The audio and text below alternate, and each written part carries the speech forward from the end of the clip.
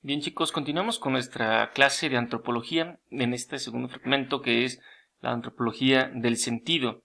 Y bien, les comentaba en el video anterior que si la Shoah o el Holocausto viene a ser como la prueba fehaciente en donde el ser humano puede catalogarse como su propio destructor, pues también el evento después de la Shoah, en donde un evento de desgracia también se convierte en este elemento de no quedarse en el hecho destructivo, sino de recomenzar su reconstrucción. Este elemento ha sido bastante fuerte porque se ha criticado al pueblo judío por ser capitalista, por ser desorganizado, pero hay que reconocer que el pueblo judío es de las pocas civilizaciones que se ha mantenido desde hace 2000 años y que ahora pues marca este punto de tendencia de avanzada en la sociedad. ¿Y a qué se refiere con ese punto de avanzada? En que es un pueblo que ha sufrido desgracias y aún a pesar de ello pues sigue en este proceso de fortaleza. ¿Y dónde estaría el secreto? Bien, en que una de las características del pueblo judío es tener esta esperanza en la justicia. Y entonces eso nos invita pues a la perseverancia del vivir. Hubo un tiempo en que se explotó tanto el fenómeno del holocausto que había películas por aquí y por allá haciendo énfasis en este aspecto. No para vender de la desgracia, ¿no? Sino para hacer la recapitulación de que el hombre tiene esta capacidad de no vivirse, digamos, aislado o no vivir en la desgracia, sino tiene la oportunidad, si se deja en forma común, de poder cambiar pues esta realidad. Y en ese aspecto por ahí va a ser un punto de los que debemos versar. Y esto tiene que ver con una trifecta que ustedes ya han analizado cuando vimos a Manuel Kant, las grandes preguntas por la ética. ¿Y eso cómo se relaciona? Bueno, porque la ética, que es la gran pregunta sobre el actuar humano, para Immanuel Kant había tres preguntas que podían guiar correctamente su ética. Y recordemos que la ética kantiana pues es categórica, es decir, él actúa sobre el deber, no sobre el querer, sino cuáles son mis deberes y obligaciones que yo tengo para que mi actuar sea correcto ante los demás y ante mí mismo. Y entonces él pone tres grandes preguntas que guían para él su conducta, que es ¿qué debo saber? ¿Qué debo hacer? ¿Y qué es el ser humano? Recordemos que la primera pregunta que ¿qué debo saber? La crítica de la razón pura, pues trata el señor Immanuel Kant de dar todos los procesos de conocimiento. ¿Qué debo hacer? La crítica de la razón práctica. ¿Sí? Esta parte del qué debo hacer lo lleva a saber que el hombre puede realmente tenerse en sus juicios racionales y categóricos deberes esenciales que no necesitan cuestionarse, sino simplemente se tienen que hacer. Y finalmente, ¿qué es el ser humano? Dentro de esta exploración racional del ser humano, tenemos que resaltar que el ser humano actualmente es un misterio. ¿Por qué? Porque cada vez que se intenta definir al ser humano, siempre habrá cosas que no se podrán definir bien, o cosas que podemos dejar de lado bien importantes, como la que les sucedió a ustedes, en este proceso de tratar de definir qué es el ser humano para ustedes. Y bien, son preguntas que son guiadas por la razón, pero a pesar de que sean guiadas por la razón, no significa que nos van a llevar a respuestas iguales. ¿Esto qué nos quiere decir? Que el ser humano pues es tan divergente en sus propuestas, en sus saberes, que también se puede perder. Y por eso la gran idea, ¿cómo reflexionar las preguntas de Kant? Y es lo donde yo quisiera que ustedes pudieran actualizar. O sea, ¿qué debo saber? ¿Cuáles son los conocimientos reales que son necesarios e esenciales para mi vida? ¿Cuáles son aquellos conocimientos que no me van a hacer crecer ni en mi inteligencia, ni en mi razón, ni en mi persona? Ahorita están de moda los TikToks. O sea, ¿es necesario saber TikTok para crecer? Cuando después soy incapaz de poder ayudar o comprender que tengo que quedarme en casa, o comprender que es necesario ayudar a las personas de la tercera edad, o sea, para poder reflexionar bien esto. Después, ¿qué debo hacer? ¿Cuál es el principio que va a basar mi actuar respecto a una circunstancia específica y que yo tengo que dar una respuesta inmediata? ¿Cuáles son, o cómo, más que cómo voy a reaccionar, es qué es lo que tengo que hacer en un momento o una circunstancia específica? Y eso tiene que ver cómo interactúa lo que sé con lo que sé, lo que hago. Y obviamente eso nos tiene que ayudar a entender la construcción del ser humano. ¿Qué ser humano queremos construir, básicamente? Y esto es interesante porque queremos que un ser humano sea bueno, que sea capaz, que sea resiliente, cuando pues en la práctica no estamos, bueno, nos esforzamos en formar seres humanos de ese tipo, pero vamos a ver, hay que preguntarnos si los que son los papás actualmente están formando a sus hijos para ese ser humano que quieren formar, o si los gobiernos y los programas están en función también de crear este ser humano crítico, responsable, o más bien los están tratando de hacerlo más marionetas que otra cosa.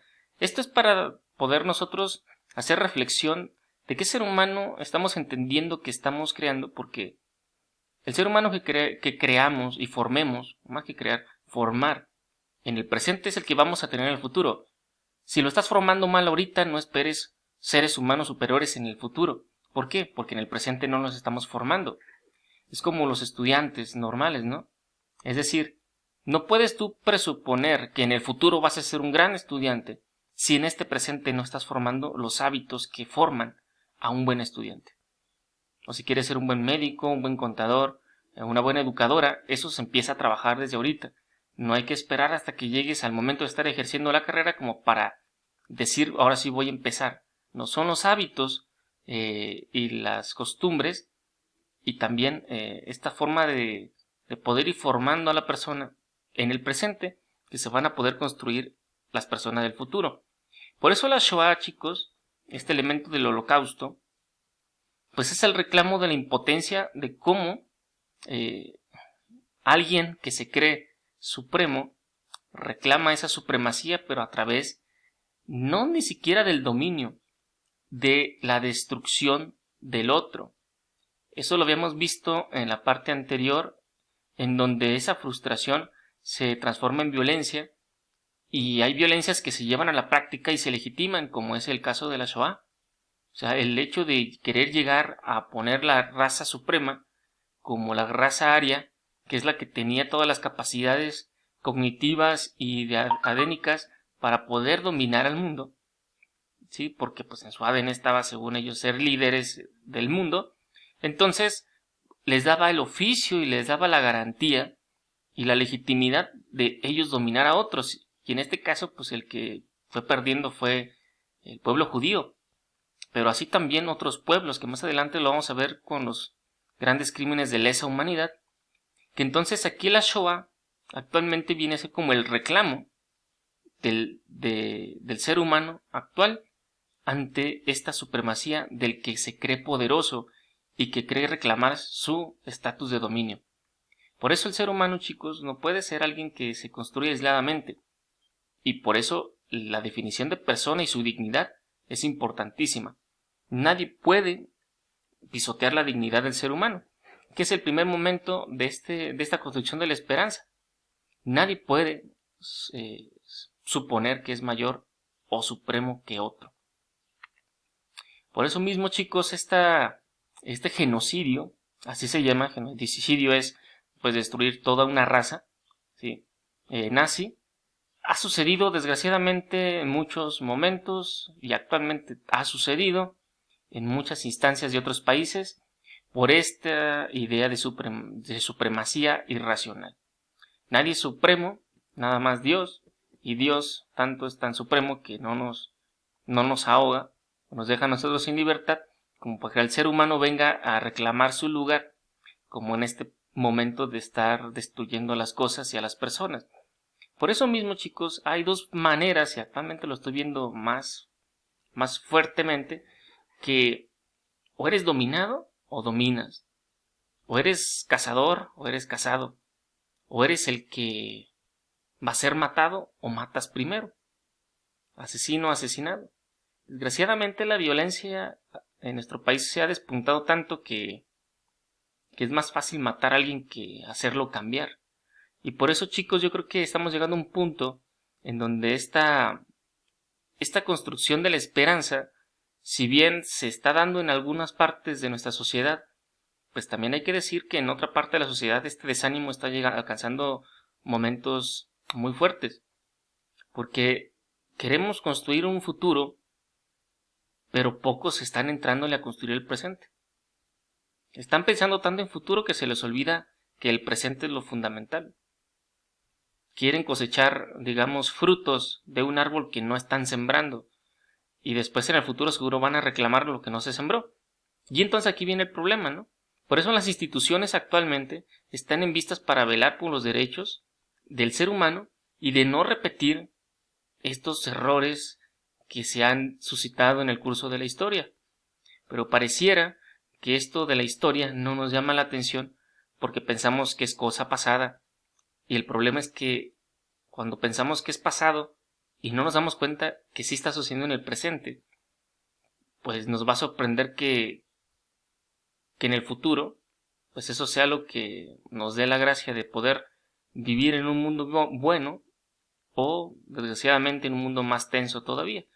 Por eso las instituciones tratan, digo, porque también hay que hacer claramente que una institución nunca puede sustituir los millones de decisiones que los ciudadanos hacen, como el tiempo de pandemia que estamos viviendo. El gobierno no te puede obligar a quedarte en tu casa y ponerte una pistola en la frente para que no salgas.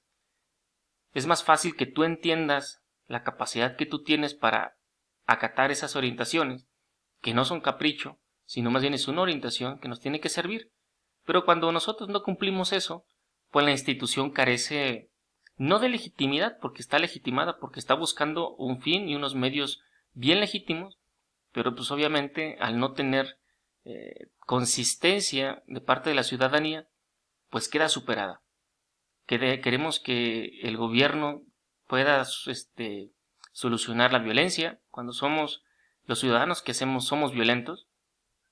Queremos que se acabe la pobreza cuando pues hay gente que no quiere trabajar y otros que roban. Queremos que sea un lugar sano cuando pues hay mucha, aparte de delincuencia, mucha drogadicción y alcoholismo. Y no es el gobierno, pues somos las personas los que somos así. Entonces, el crear conciencia en el presente pues nos va a abrir un futuro. Pero cuando estamos así viendo que no hay cumplimiento en lo mínimo, o sea, cuando las preguntas de Kant, ¿qué debo saber? ¿Qué debo hacer? No están claras, pues posiblemente este horizonte de futuro en construcción pues no estaba muy claro. Por eso es importante saber y darse cuenta de que el ser humano es muy, muy difícil definirlo. Pero no porque sea difícil definirlo y contemplarlo, no significa que no podemos ver este horizonte de esperanza como el horizonte o como el camino el cual tenemos que seguir. Ante todo esto, tenemos que ser claros diciendo que la antropología de la esperanza es la única que nos abre una posibilidad de futuro. El hombre desfragmentado jamás puede vislumbrar un horizonte de futuro, y mucho menos pues el hombre egoísta puede permitirnos un horizonte de futuro, porque el egoísta no va a ver más allá que sí mismo, y no va a ver nunca un nosotros, va a ser un yo, y mientras el yo sea la regla, todos los demás serán seres débiles. Y mientras haya seres débiles para alguien que se cree supremo, habrá violencia. Y donde habrá violencia siempre habrá negación de derechos humanos y obviamente de dolor. Y eso pues no podemos catalogarlo como algo del horizonte de sentido del hombre. Pero eso lo vamos a seguir profundizando en el siguiente video.